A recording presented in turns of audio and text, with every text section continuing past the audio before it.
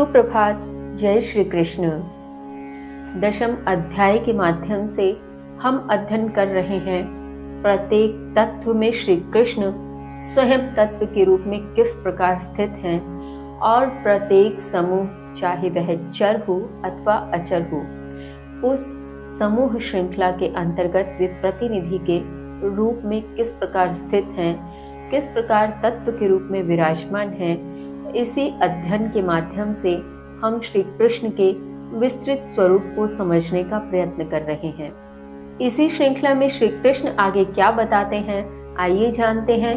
श्लोक संख्या 36। द्यूतं छल्यतामस्मि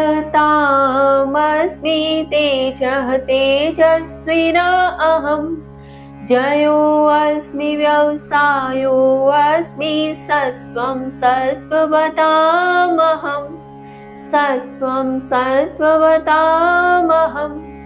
श्री कृष्ण कहते हैं, मैं छलियों में जुआ, तेजस्वियों में तेज हूँ, मैं साहस हूँ, विजय हूँ, बलवानों में बल हूँ। भावार्थ, यहाँ श्री कृष्ण अर्जुन से कहते हैं कि हे अर्जुन, छलियों के भीतर सबसे बड़ा छल जुआ माना जाता है। मैं वही जुआ हूँ। मैं तेजस्वियों का तेज हूँ, जिसके माध्यम से उनके आसपास का ऑरा उनके अनुकूल बनता है। उन तेजस्वियों की तपस्या से, जिस तेज के माध्यम से उनका ऑरा उनकी तपस्या में सहायक सिद्ध होता है, वह तेज, वह ऑरा मैं ही हूँ।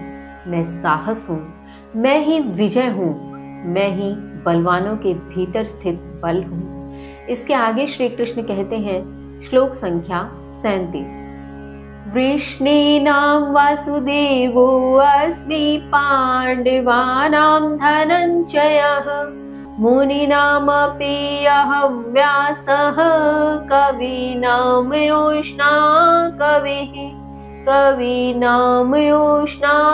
कविः। श्री कृष्ण कहते हैं, वृष्णि कुल में वासुदेव, पांडवों में अर्जुन हूँ। मैं मुनियों में भी व्यास और कवियों में उष्णा कवि अर्थात शुक्राचार्य हूँ। भावार्थ, यहाँ श्री कृष्ण अर्जुन से कहते हैं कि वृष्णि कुल की यदि बात करोगे तो वृष्णि कुल में मैं स्वयं वासुदेव हूँ, पांडवों में मैं अर्जुन हूँ। यहाँ श्री कृष्ण इस पंक्ति से अर्जुन को स्पष्ट कर रहे हैं कि अर्जुन, तुम्हारे भीतर भी मेरा ही तत्व स्थित है। मैं ही तुम्हारे भीतर हूँ, मैं तुमसे अलग नहीं हूँ। यहाँ श्री कृष्ण आगे कहते हैं, मुनियों की यदि बात करोगे तो मैं व्यास मुनि हूँ और कवियों में मैं उष्णा कवि हूँ, जो शुक्राचार्य के नाम से जाने जाते हैं।